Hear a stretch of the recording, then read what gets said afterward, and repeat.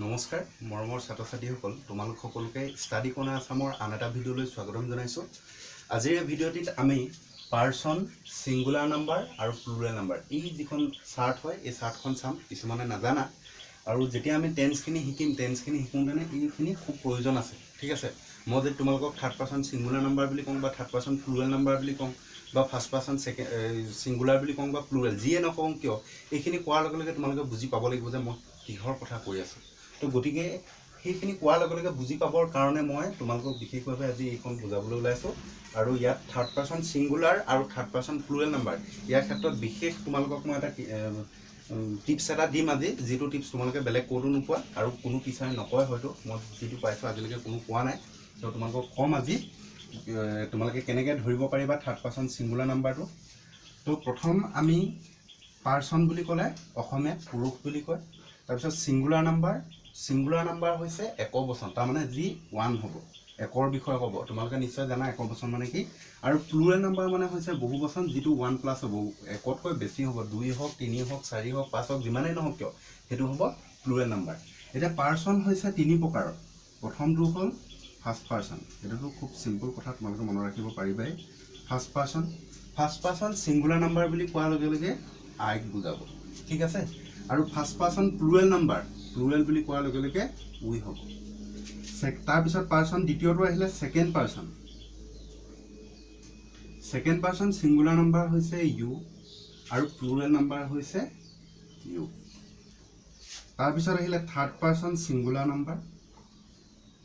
Third person singular নাম্বাৰটো হৈছে he, she, it, any,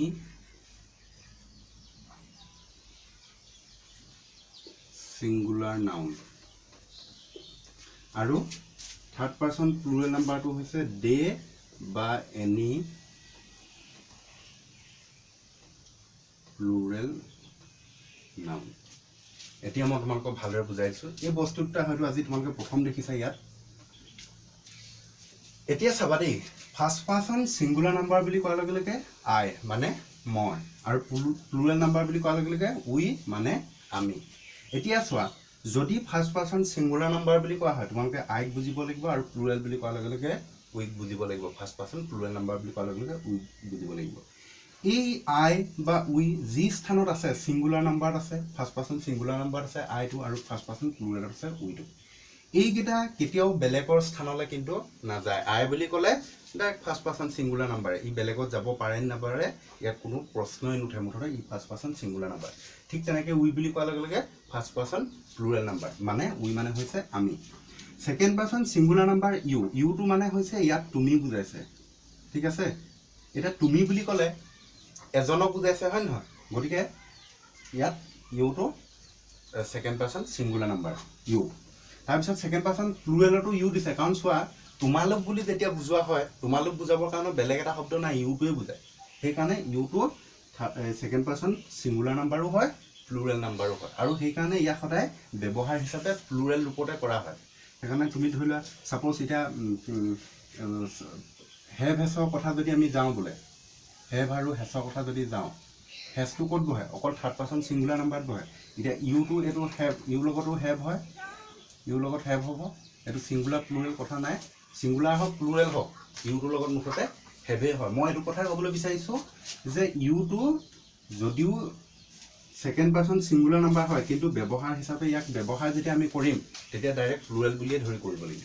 ঠিক আছে, এই কথাটো কি তোমালোকে আকৌ ভালকৈ বুজি পাবা টেন্স কৰোঁতে যদি অসুবিধা হৈছে। তাৰপিছত চোৱা, থাৰ্ড পাৰ্চন সিঙ্গুলাৰ নাম্বাৰ বুলি ক'লে হি, চি, ইট এইকেইটা থাকিলেতো গম পাবাই। হি, চি, ইট যদি থাকে গম পাবাই যে এইটো থাৰ্ড পাৰ্চন সিঙ্গুলাৰ নাম্বাৰ। আৰু দে বুলি যদি কওঁ থাৰ্ড পাৰ্চন প্লুৰেল নাম্বাৰ। এই যিখিনি কথা ক'লোঁ এইখিনি ডাইৰেক্ট নিজৰ নিজৰ স্থানত থাকিব। এই শব্দখিনি আই, উই, ইউ, হি, চি, ইট আৰু দে এইখিনি ডাইৰেক্ট নিজৰ নিজৰ স্থানত থাকিব। আৰু তোমালোকে দেখাৰ লগে লগে গমেই পাবা, দে বুলি যেনিবা আছে বাক্যটাৰ লগে লগে তুমি মুখস্থ কৰাৰ লগে লগে গমেই পাবা এইটো থাৰ্ড পাৰ্চন প্লুৰেল নাম্বাৰ হয় বুলি, বা যদি ইউ আছে তুমি গম পাবা এইটো ছেকেণ্ড পাৰ্চন সিঙ্গুলাৰ বা প্লুৰেল নাম্বাৰ বুলি, হয়নে? কিন্তু এতিয়া চাবা, কিছুমান ছাপ'জ যেনিবা বাক্য এটা আছে যে মাই ফাদাৰ বুলি আছে, যেনিবা মাই ফাদাৰ